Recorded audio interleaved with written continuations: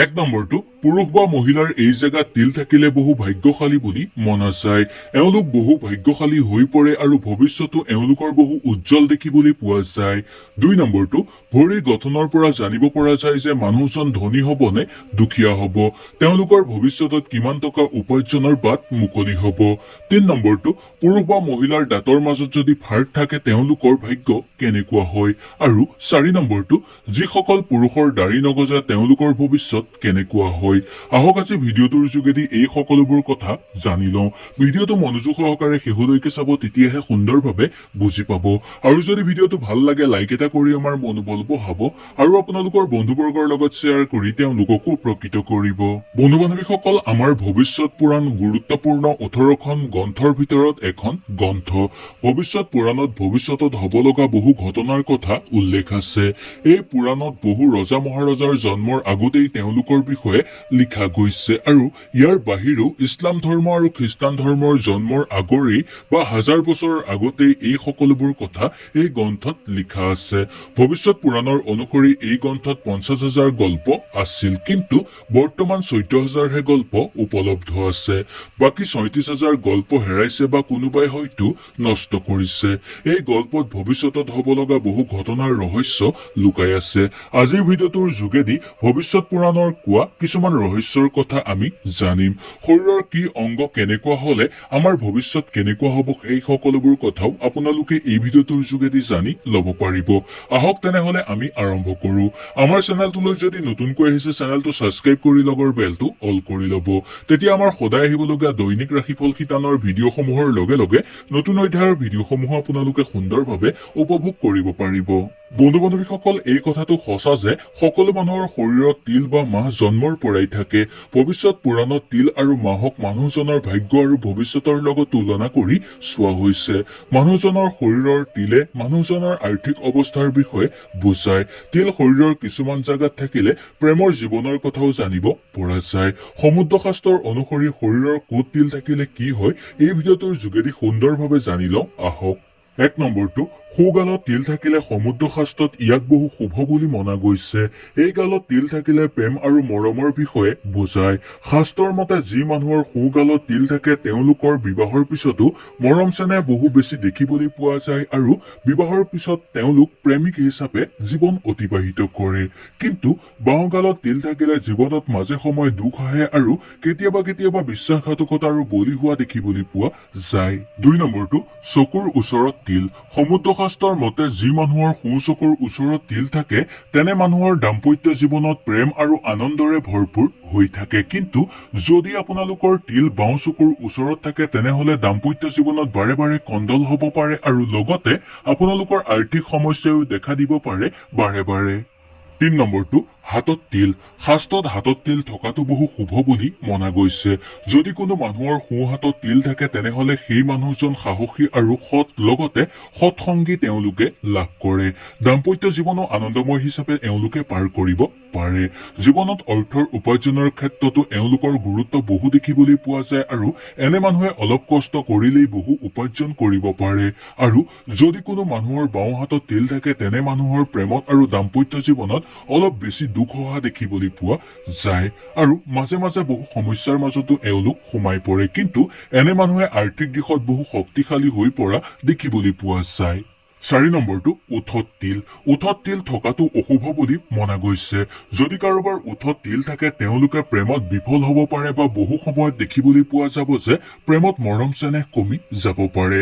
এনে মানুহে সদায় পইচাৰ পিছত লাগি থাকে।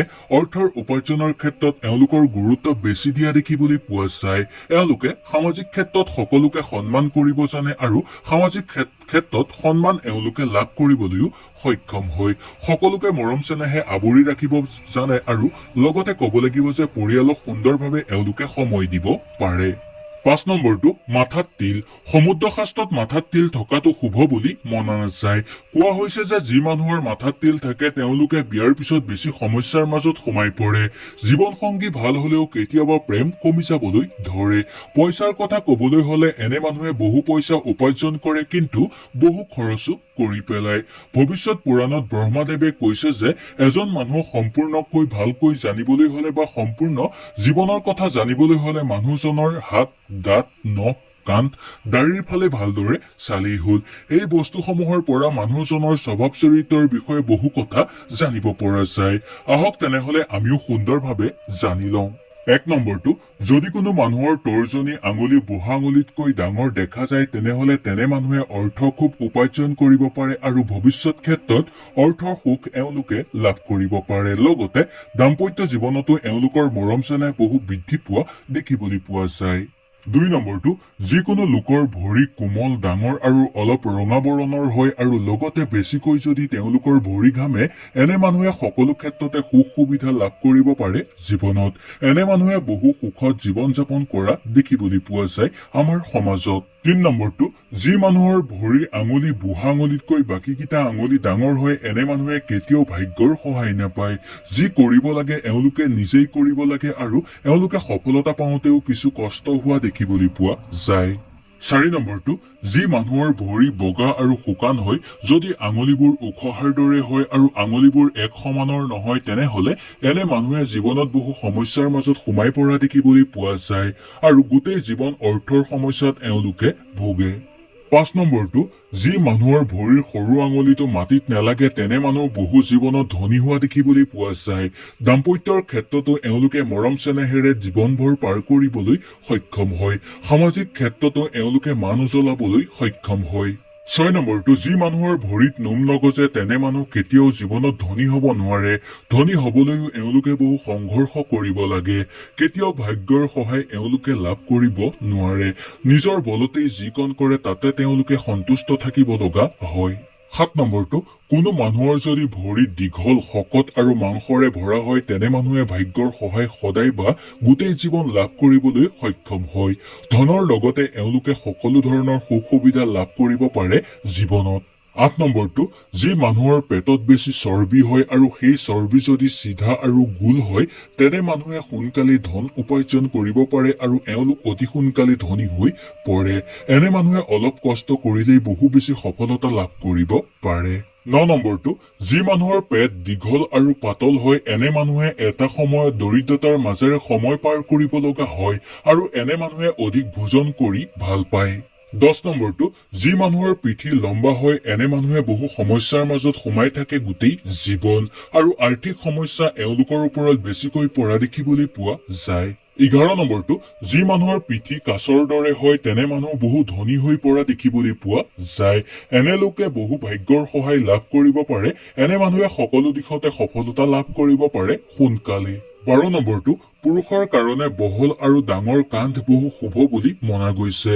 যদি কোনো মানুহৰ নাভি গোল আৰু দ হয় তেনে মানুহ বহু ভাগ্যৰ সহায় লাভ কৰিবলৈ সক্ষম হয়। লগতে তেওঁলোকৰ ঘৰত ধনে সোণে সদায় উপচি থাকে। কেতিয়াও তেওঁলোকে অৰ্থৰ সমস্যা ভোগ কৰিব লগা নহয় আৰু ভাগ্য বহু এওঁলোকৰ ভাল হৈ থাকে। সৰু নাভি থকা পুৰুষে জীৱনভৰ সমস্যাৰ মাজত সোমাই পৰে যদিও পতি পত্নীৰ মাজত মৰম চেনেহ এওঁলোকৰ বহু বেছি দেখিবলৈ পোৱা যায়।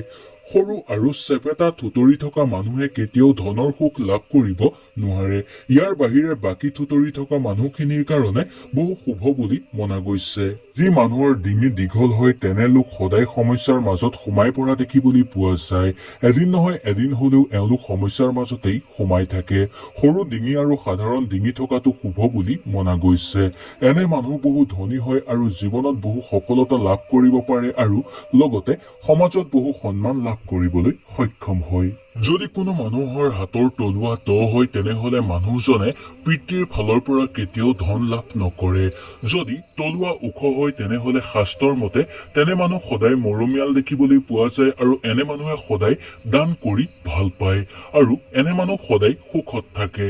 যি মানুহৰ ভৰি শুকান আৰু আঙুলি সঠিকভাৱে নাথাকে তেনে মানুহে জীৱনভৰ দৰিদ্ৰ হৈ থাকে আৰু যি মানুহৰ তলুৱা কলা আৰু একেবাৰে ফটা ধৰণৰ হয় তেনে মানুহে এদিন জীৱনত সফলতা লাভ কৰিবলৈ সক্ষম হয়। এনে মানুহৰ প্ৰথম অৱস্থা কিছু বেয়া চলিলেও কিন্তু পিছলৈ বা বিয়াৰ পিছলৈ এওঁলোকৰ জীৱন ৰেখা সলনি হৈ পৰে। এওঁলোকৰ ভাগ্যই এওঁলোকক বহু সহায় কৰে। যি মানুহৰ তলুৱা অলপ হালধীয়া বৰণৰ হয় তেনে মানুহ বহু বেয়া প্ৰবৃত্তিৰ বুলি কব পৰা যায় আৰু এওঁলোকৰ বহু বেমাৰ আজাৰো হৈ থাকে। যি মানুহৰ ভৰি আঙুলি সাধাৰণতকৈ ডাঙৰ হয় এনে মানুহে জীৱনত বহু সংঘৰ্ষ কৰিব লগা হয় আৰু সফলতা পাবলৈও এওঁলোকক বহু সময়ৰ দৰকাৰ হয়। সমুদ্ৰ শাস্ত্ৰত চকুৰ বিষয়েও বহু কথা কোৱা হৈছে।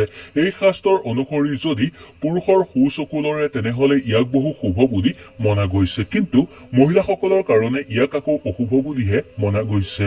মহিলাসকলৰ বাওঁ চকু লৰাটো বহু শুভ বুলি মনা গৈছে। বাওঁ চকু লৰিলেই জানিব যে আপোনালোকৰ ঘৰলৈ কিবা এটা শুভ হবলৈ গৈ আছে। যদি মহিলা বা পুৰুষৰ দুইটা চকু একেলগে লৰে তেনেহলে ইয়াক বহু শুভ বুলি মনা গৈছে। ইয়াৰ অৰ্থ হল আপোনালোকৰ ঘৰলৈ প্ৰচুৰ পৰিমাণে অৰ্থৰ আগমন হব। যদি কোনো মানুহৰ হাতৰ তলুৱা খজুৱাই তেনেহলে ইয়াক বহু শুভ বুলি মনা গৈছে জ্যোতিষ শাস্ত্ৰৰ মতে। ইয়াৰ অৰ্থ হল আপোনাৰ জীৱনত কিবা এটা ডাঙৰ ভাল হবলৈ গৈ আছে। সাধাৰণতে হাতৰ ৰেখা চাই যেনেকৈ ভৱিষ্যতৰ কথা কব পৰা যায় তেনেকৈ দাঁতৰ আকাৰ চাই মানুহজনৰ সকলো কথা জানিব পৰা যায়। জানিব পাৰিব তেওঁৰ ভৱিষ্যত কেনেকুৱা হব। আহক তেনেহলে আমি বেছি দেৰি নকৰি এই কথাখিনিও সুন্দৰভাৱে জানি লওঁ। শাস্ত্ৰৰ অনুসৰি যি পুৰুষৰ দাঁতৰ মাজত ফাক থাকে তেনে মানুহৰ স্বভাৱ চৰিত্ৰ বহু ভাল দেখিবলৈ পোৱা যায়। এনে মানুহক আপুনি ভৰসা কৰিব পাৰে। এনে মানুহে বেলেগৰ কথা বেছিকৈ ভবা দেখিবলৈ পোৱা যায়। সদায় বেলেগৰ সুখৰ কাৰণে এওঁলোকে চিন্তা কৰে। এনে মানুহৰ মনৰ কথা সোনকালে বুজি পাব পাৰি বা এনে মানুহে সোনকালে মনৰ কথা সকলোৰে আগত প্ৰকাশ কৰি দিয়ে। এনে মানুহে সদায় আনন্দত থাকি ভাল পায়, সেইকাৰণে পৰিয়াল, ওচৰ চুবুৰীয়া আৰু আত্মীয়ৰ লগত এওঁলোকে সুন্দৰভাৱে সময় অতিবাহিত কৰি ভাল পায় বা অতিবাহিত কৰিব পাৰে। এনে মানুহৰ ওপৰত সদায় ভাল শক্তি বাস কৰে। এনে মানুহে টকা পইচাৰ কাৰণে বহু সংঘৰ্ষ কৰা দেখিবলৈ পোৱা যায়, কিন্তু এওঁলোকে সফলতাও লাভ কৰিব পাৰে অতি সোনকালে। এনে মানুহে সুন্দৰকৈ কথা কব জানে বা কাক কেনেকৈ কথা কব লাগে সেই কথাটো এওঁলোকে সুন্দৰভাৱে জানে। এনে মানুহক বহু ভাগ্যশালী বুলি মনা গৈছে। পত্নীৰ পৰাও এওঁলোকে বহু মৰম চেনেহ লাভ কৰা দেখিবলৈ পোৱা যায়।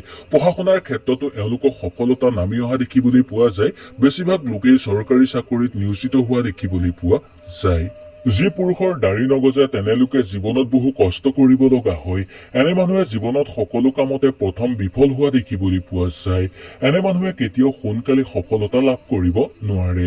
এনে মানুহে গোটেই জীৱন পইচাৰ পিছত লাগি থাকে। অৰ্থৰ সমস্যা বাৰে বাৰে এওঁলোকৰ সন্মুখলৈ অহা দেখিবলৈ পোৱা যায়। হয়তো সুন্দৰভাৱে বুজি পালে। যদি ভিডিঅ'টো ভাল লাগিলে লাইক এটা কৰি আমাৰ মনোবল বঢ়াব আৰু আপোনালোকৰ বন্ধুবৰ্গৰ লগত শ্বেয়াৰ কৰি তেওঁলোককো উপকৃত কৰিব। তেনেহলে আজিলৈ আপোনালোকৰ ওচৰৰ পৰা বিদায় লৈছো। নমস্কাৰ।